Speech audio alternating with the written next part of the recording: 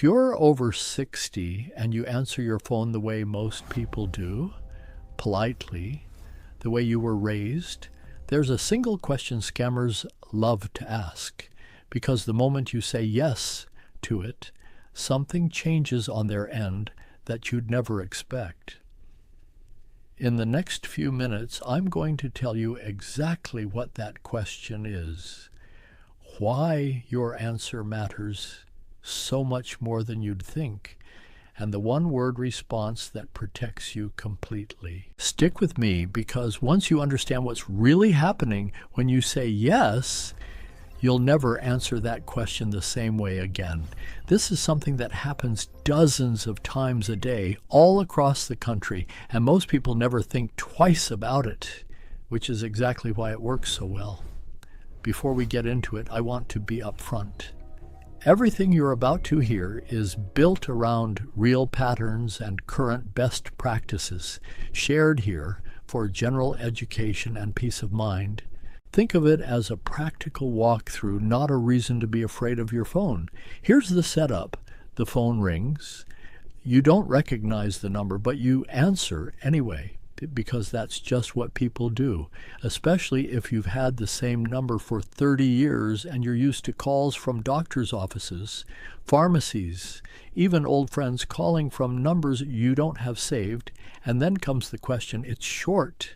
It sounds completely normal. For most people, answering it takes less than a second. They don't even think about it. But that one answer recorded can end up being used in ways you'd never imagine. In just a moment, I'm going to walk you through exactly what that question is, why it's so effective, and what to say instead. Something just as natural, but that protects you completely. If this is useful so far, a quick like helps this reach more people who could use it. And if you're new here, subscribing means you'll catch the rest of these, one simple thing at a time. Now let's get into it. Here's the question, word for word, because I want you to hear exactly how ordinary it sounds. Can you hear me okay? That's it. 4 words asked in a friendly tone, sometimes right after a brief pause or a bit of static, as if the caller is having trouble with their connection. It sounds exactly like what it's designed to sound like, someone checking if the line is working before they continue, and almost everyone responds the same way. Yes, I can hear you, or just yes, said naturally without a second thought, because that's how we're trained to answer a question like that. Here's what most people don't know. That single word, your yes, recorded on the call, can be clipped out and used later as if it were your answer to a completely different question. Things like, do you agree to these charges? Or can we go ahead and set this up for you?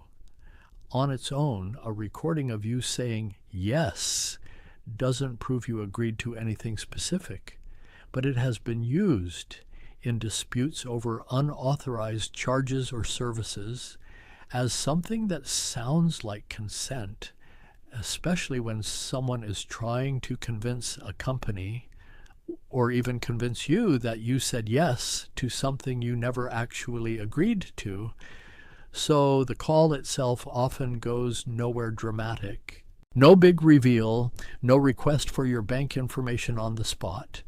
Just that one short, friendly exchange, and then maybe the call continues with something else entirely or just ends.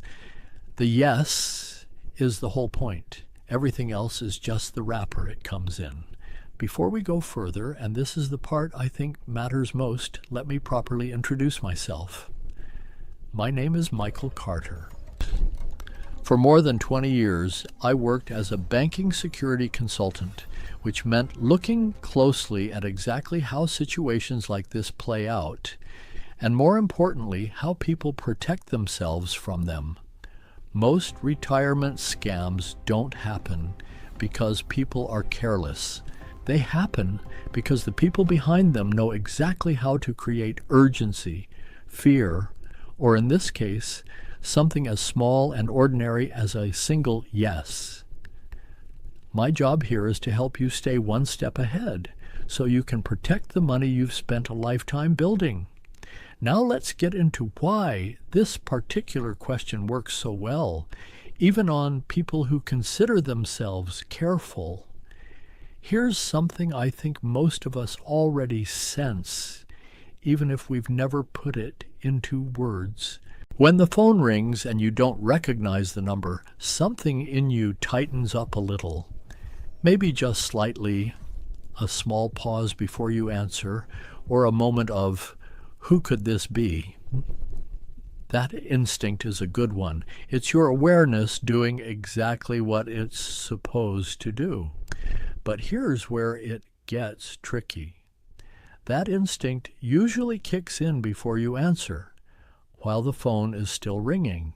The moment you pick up and hear a calm, normal-sounding voice, especially one that doesn't ask for anything alarming right away, that instinct tends to relax. The voice sounds like a real person. The question sounds harmless. And just like that, the guard you had up a few seconds ago quietly steps aside. This is exactly why "Can you hear me?" works so well. It's not designed to sound suspicious. It's designed to sound like the most boring, forgettable part of any phone call, the kind of thing a customer service line might say, or a family member calling from a bad connection. There's nothing in those 4 words that triggers the instinct you had when you saw the unknown number. And that's the whole design. There's also a reason this particular approach tends to be aimed at retirees more than most other groups. And it's worth understanding not as a criticism, but because awareness changes everything. Many retirees are simply more likely to be home during the day and more likely to answer a call from an unfamiliar number, especially if they've kept the same phone number for decades and are used to doctors, pharmacies, and old friends calling from numbers that aren't saved in their contacts. On top of that, many people in this generation were raised with a strong sense that hanging up on someone or being short with a caller is rude. Both of those things on their own are completely normal and even admirable, but together they create exactly the conditions where a question like, "Can you hear me?" slips through without a second thought. It's also worth saying this because I think it matters. Being cautious with unknown numbers is the right instinct, and you should absolutely keep it. The issue isn't that people aren't careful enough when the phone rings.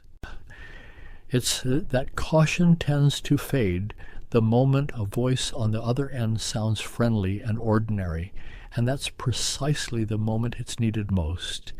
And once you know to look for it, you'll notice this question has cousins.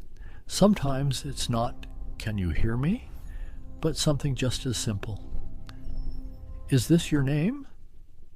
said in a way that almost demands a yes before the conversation can continue. Or, "Am I speaking with the person who pays the bills in the household?" The pattern across all of these is the same. The question itself doesn't matter much. What matters is getting a clean, agreeable, recorded response from you early, while the conversation still feels completely ordinary. Let me tell you about a situation I came across involving a retired teacher I'll call Robert. He was 68, lived alone, and like a lot of people, he picked up calls from numbers he didn't recognize more often than not, mostly out of habit from decades of parents and students calling him at all hours. One afternoon he got a call that started exactly the way I described. A pause, then a friendly voice asking if he could hear them okay. He said yes, the way anyone would. The call went on for another minute or two, something about a service update, nothing that seemed to require any decision from him, and then it ended. About 6 weeks later, Robert noticed a charge on his statement for a protection plan he had no memory of signing up for.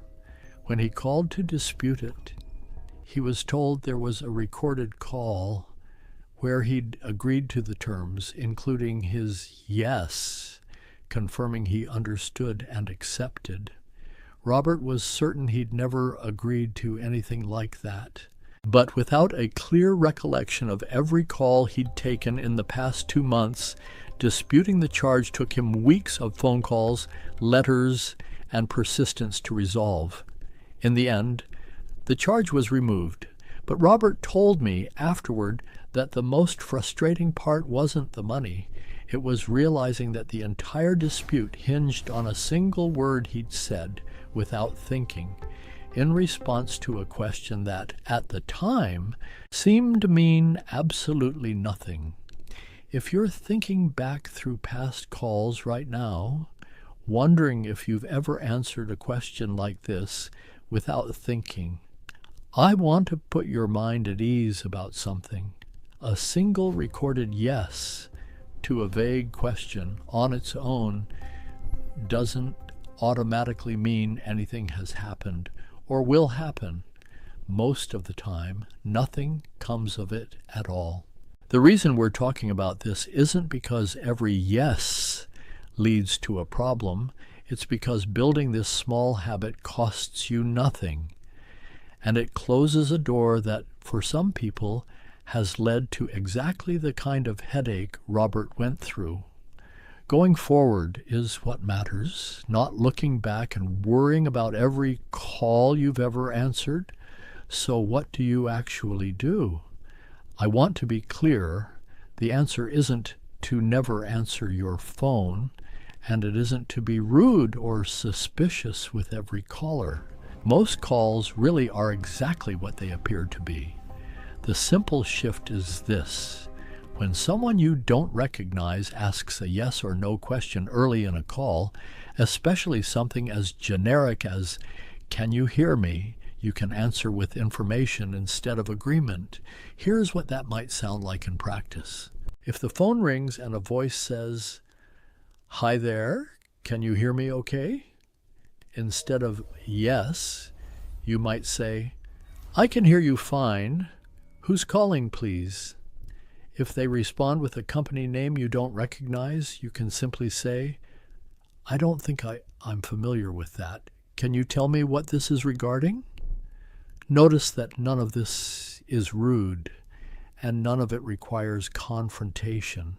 It's the kind of thing anyone might naturally say to a caller they don't immediately recognize, and it has the added benefit of never giving a clean yes to nothing in particular.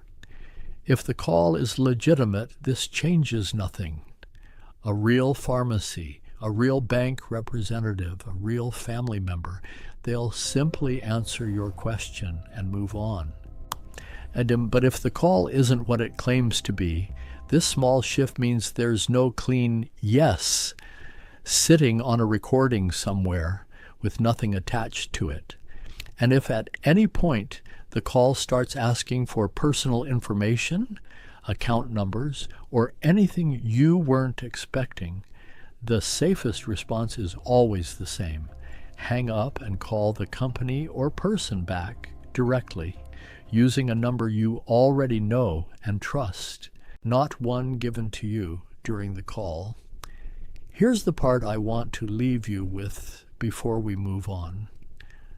None of this requires you to be suspicious of every phone call or to live with your guard up all day. The unfortunate truth is that the people making these calls only need one successful moment, one recorded yes, out of dozens or hundreds of calls they make in a day. You don't need to get this right every single time to be protected. You just need a small system in place so that in that one moment, your instinct already knows what to do. That's really the idea behind something I put together called the Retirement Defense Kit. It's not about adding more technology or more things to worry about. It's about having a few simple responses already mapped out ahead of time for exactly these kinds of moments, so you're never caught off guard, fumbling for the right thing to say. Inside, I've laid out scripts like the ones we just talked about, along with checklists for the calls and messages I see come up most often. If that sounds useful, you'll find the link in the description below this video. So here's everything in one place. The question to watch for is something short, friendly, and low stakes, often something like, "Can you hear me?" or a close cousin of it. The reason it works is that it arrives after your guard has already relaxed. And the fix is simple. Answer with a question of your own instead of a flat yes, and if anything feels off after that, hang up and call back using a number you already trust. Before we wrap up, I want to do something a little different. Let's actually practice this together right now, just for a moment, because the best way to make a habit stick is to say it out loud at least once before you ever need it. So picture this. Your phone rings. You glance at it, and it's a number you don't recognize. Maybe an area code from somewhere you've never been. You answer anyway, the way you normally would. And on the other end, a calm, friendly voice says, "Hi there, can you hear me okay?" Now, instead of saying yes, I want you to say this out loud, right where you're sitting. Go ahead, even if it feels a little strange. Say, "I can hear you fine. Who's calling, please?" That's it. Notice how natural that sounded. Notice how it didn't feel rude or suspicious or like you were accusing anyone of anything. It sounded exactly like something a polite, reasonable person would say to any caller they didn't immediately recognize. That's the whole shift we talked about today. Not a new app, not a setting to change, not a number to block, just one small phrase ready before you need it, so that in the moment you don't have to think. You just respond, naturally, the way you just did. I think about Robert sometimes, the retired teacher I mentioned earlier. After everything he went through with that dispute, he told me he'd started doing exactly this, almost as a small joke at first, answering unfamiliar calls with a question instead of a yes. And then one day, months later, he got a call that started with that same familiar, "Can you hear me?" Without even thinking about it, he heard himself ask, "I can hear you. Who's calling, please?" The person on the other end hesitated, said something vague, and the call ended a few seconds later. Robert told me he didn't even realize until afterward that the habit had already done its job. That's really what I hope for you. Not that you'll spend the rest of today worrying about your phone, but that somewhere down the road, in a moment you won't even remember as significant, that small phrase will already be there, ready, doing its quiet work without you having to think twice. So that's our one question for today, and the one phrase to have ready instead. Take care of yourself. Keep that instinct of yours, the good one, and I'll see you in the next one.